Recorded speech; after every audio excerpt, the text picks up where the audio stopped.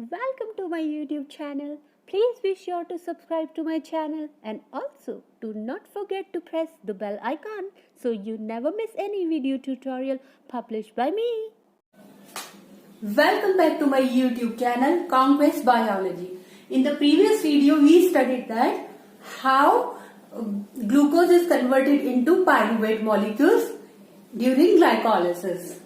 Now let us understand what will be the fate or what will happen to the pyruvate in aerobic respiration. So in aerobic respiration, the pyruvate, after being generated via glycolysis, enters pyruvate dehydrogenase complex, right? And there it is decarboxylated oxidatively. So during the process, pyruvate, as already said, it is a 3-carbon compound. It undergoes dehydrogenation as well as decarboxylation to produce acetyl coenzyme A. So the purpose is to produce this acetyl coenzyme A and high energy molecule, which is NADH.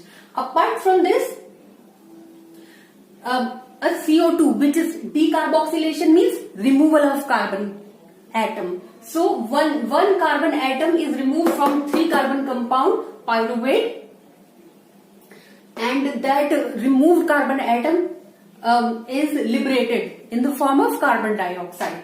So, and acetyl coenzyme A, which is produced, is a 2-carbon compound, because from 3 1 carbon has been removed. So now only 2 carbons will be left, and energy is produced in the form of NADH. These are high energy molecules. Now let me tell you this: what helps pyruvate to get converted into acetyl coenzyme. So pyruvate dehydrogenase complex has 3 different enzymes and 5 coenzymes, or we can say prosthetic groups, which help in conversion of pyruvate into acetyl coenzyme. So the 3 enzymes are pyruvate. It is a complex of these 3 enzymes. Pyruvate dehydrogenase is one enzyme. It is denoted as E1. Second enzyme is dihydrolipoyl transacetylase. It is denoted as E2. And the third enzyme is dihydrolipoyl dehydrogenase. It is denoted as E3. So these are the 3 enzymes. Apart from these 3 enzymes, there are 5 coenzymes which help in the process. First coenzyme is thymine pyrophosphate. Second one is flavin adenine dinucleotide. It is represented as FAD. Third coenzyme is coenzyme A. It is also written as CoA and sometimes as CoA-SH to indicate that it has a thiol group. SH group is known as thiol group. It is like hydroxyl group of alcohol, OH, but in this group the O is replaced by S, which is sulfur. Fourth coenzyme is nicotinamide adenine dinucleotide, which is NAD. We commonly call it NAD. And fifth coenzyme is lipoid. So these 3 enzymes and 5 coenzymes help pyruvate to get converted into acetyl coenzyme A. Now let us understand how exactly these enzymes and coenzymes work in pyruvate dehydrogenase complex. Hi. So now let us understand what happens to the pyruvate inside the PDH complex and how pyruvate is decarboxylated oxidatively inside PDH complex. So as already said, the PDH complex has 3 enzymes E1, which is pyruvate dehydrogenase. It is shown in black color. The second enzyme of the same complex is dihydrolipoyl transacetylase, which is represented as E2, and it is represented in blue color. And the third enzyme is dihydrolipoyl dehydrogenase, which is represented as E3. So this is E3 enzyme. Now let us understand what all. So basically, oxidative decarboxylation of pyruvate in pyruvate dehydrogenase complex gets completed in 5 steps. So initial 2 steps are performed by E1, that means this enzyme. Step 3rd and 4th are performed by this complex, this enzyme E2, and the last step, 5th step, is performed by E3, which is the 3rd enzyme of PDH complex. Now let us understand this. So the very first step is pyruvate reacts with TPP. TPP, as already said, is a cofactor. It is a coenzyme. So pyruvate reacts with TPP to get decarboxylated and produce hydroxyethyl derivative. Here I am showing all the atoms of pyruvate in red color. So if we are seeing anything in red color, it is coming from pyruvate. Like this CO2 will be liberated from pyruvate, so it is being shown in red color. So pyruvate will react with TPP to form and it will get decarboxylated, because once carbon dioxide is coming out, and what it will produce ultimately after decarboxylation, hydroxyethyl derivative, which is TPP, CH, OH and CH3. Now if you will notice, it is left with only 2 carbon atoms, because 1 carbon atom has been liberated in the form of carbon dioxide. So this is the first step. Now the second step will also be performed by E1 only. So what will happen is, in the second step, 2 electrons and acetyl group from TPP will be transferred. To whom?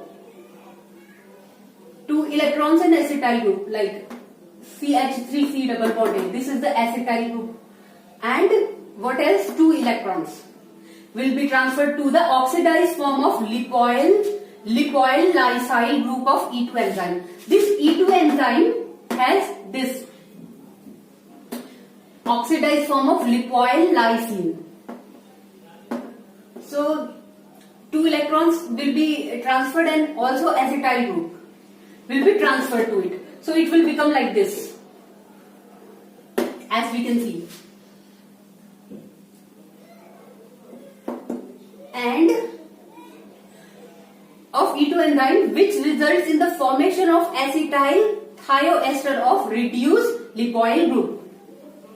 So this is the acetyl thioester of lipoyl group. This is the lipoyl group. See, why we are saying it will get reduced? Because electrons are being transferred from E1 enzyme, and loss of electron is oxidation. That means this E1 enzyme will lose electrons, and this lipoyl lysyl group of E2 enzyme will gain electrons, and gain of electrons is reduction. So this bond will break. Right now they both are oxidized because there is no hydrogen. But as soon as electrons will be transferred, they will get reduced, because it has gained a hydrogen atom, because of it got 1 electron. So basically 2 electrons, but here it is clearly being shown that it gained 1 electron. It becomes thiol group proper. Here it is in oxidized form. There is no hydrogen. So now it has got reduced into SH. Right now it is reduced incompletely, not completely. So So this will happen. Now this group, this particular compound will get converted into CH3 C double bond O, which is acetyl group. CH3 C double bond O is known as acetyl group, right? So these two steps will be performed by E1. That means pyruvate dehydrogenase. Now, what will happen in the third step? The thiol group, SH group is also known as thiol group. Thiol group of CoA replaces the SH group of E2 to produce acetyl coenzyme A and fully reduce lipoyl group. And the process is known as trans-esterification. So, SH group of CoA. Now, if we want to replace it from here, from lipoyl lysyl group, then we need to provide something else so that it could leave this particular substrate and get transferred to some another group. So this work is performed by acetyl coenzyme A. So acetyl coenzyme A will give its SH and this acetyl group will leave this one, this lipoyl lysyl group.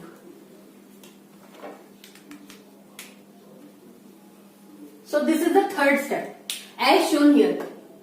CH3 C double bond A, C double bond O, and CoA SH provided its thiol group to this lipoyl lysyl group, and it left CH3 C double bond O and it gained SH from CoA SH.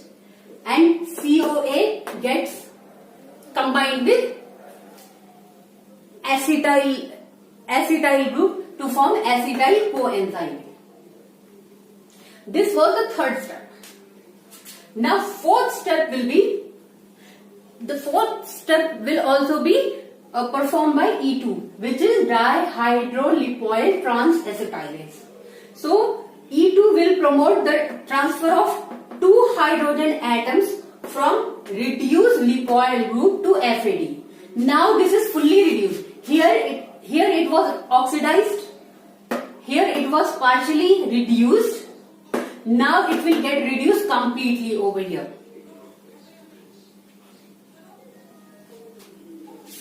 This is completely reduced now because it has two hydrogen atoms, and gain of hydrogen is reduction. So it has been reduced fully.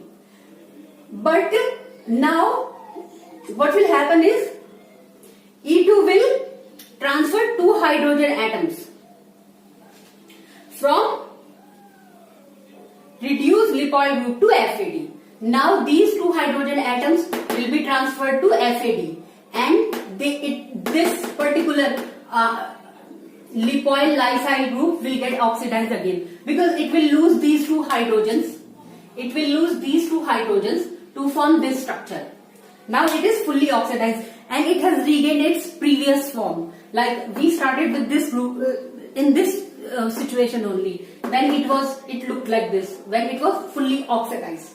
So it has regained its previous structure has been restored, and two hydrogen atoms have been transferred to FADH2. So that means it has got oxidized and FAD has been reduced to FADH2, right? And the last step, which is the fifth step, is catalyzed by E3 enzyme, which is dihydrolipoyl dehydrogenase. So the reduced FADH2 of E3 transfers a hydride ion to NAD plus to form NADH. Now this FADH2 will further transfer its hydride ion to oxidized NAD plus, and NAD plus will get reduced to NADH plus H plus. Let me tell you this, what a hydride ion is. See, this is H plus ion, right? Hydronium ion. But when it gains 2 electrons, it gets converted into hydride ion. The first electron will convert it into H, but after that one electron is also there. So now it will have dot. That means a negative charge. So here H is positively charged because it lacks one electron, but here it is negatively charged because first it became neutral with the help of one electron, and after gaining one more electron it became negative. So it has -1 charge now, and this is +1 charge. So this is known as hydride. So this FeDH2 will transfer the hydride ion to NAD+, which will get reduced into. So here FeDH2 is getting oxidized back into FAD, whereas NAD+ is being reduced to NADH plus H+. So that's how the 5 steps of pyruvate decarboxylation occur in pyruvate dehydrogenase or PDH complex. So now let us find out what we invested and what we gained during pyruvate decarboxylation in pyruvate dehydrogenase complex or PDH complex. So this is pyruvate, which is a 3-carbon compound, 1, 2, 3, and it was ultimately converted into acetyl coenzyme, which is 2-carbon compound. It has 2 carbon atoms, 1 and 2. Right? So we discussed earlier that ultimately NAD+, which is in oxidized form, gets converted into NADH in step 5 of pyruvate decarboxylation. And in the end, but we also know that during glycolysis, one glucose molecule, which is a 6-carbon compound, gives 2 molecules of pyruvate, which is a 3-carbon compound. But one pyruvate produces one acetyl coenzyme and one carbon dioxide. So that is why 2 pyruvate molecules, which are coming from one glucose of glycolysis. So 2 pyruvate molecules will produce 2 acetyl coenzyme and 2 carbon dioxide molecules plus 2 NADH, which are high energy molecules, will be produced. And we know that NADH has 2.5 ATP equivalent energy. So this NADH will enter oxidative